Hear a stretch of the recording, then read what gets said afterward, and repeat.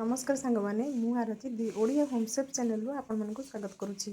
आमर ओडिशा साधारणतः घरे घरे डालमा प्रस्तुत करता किंतु मु आज बिना पियाज रसुण पानी कखारु मुग डालमा किपरि प्रस्तुत कर देखी से मुझे किसी पानी कखारु 2टी टमाटो 2टी आलू सारू और भजा मुग डाली और नड़िया मु प्रेसर कुकर करी से किसी पानी मिसेदी मुग डाली को धोईकी रखी ताकू पकईदेवा एवं पानी कखारु को पकईदेवा एवं कटा आलू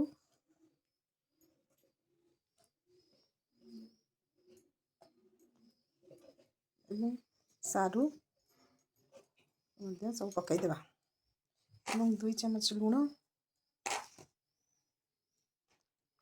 1 चम्मच हलदी गुंड 2टी टमाटो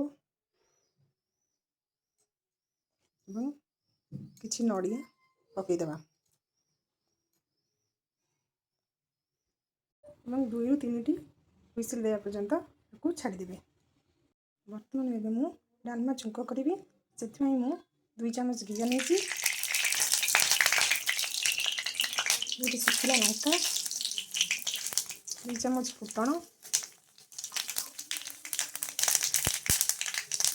अल्प टिके लंका गुंड एवं आम जो डालमा पकई टमाटो को पकईदेवा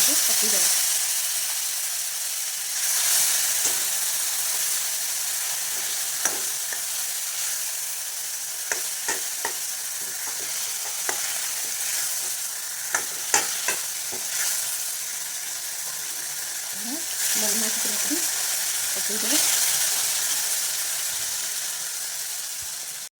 बर्तमान आमर प्रस्तुत हो गला पानी कखारु मुग डालमा।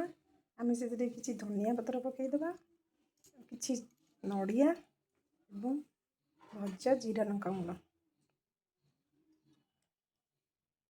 आपण मानू जदि मोर रेसिपीटी भल लगी थाए तेबे आपण माने मोर चैनल को लाइक करेंगे सब्सक्राइब करेंगे एवं शेयर करेंगे और कमेंट देवे। रोची जय जगन्नाथ।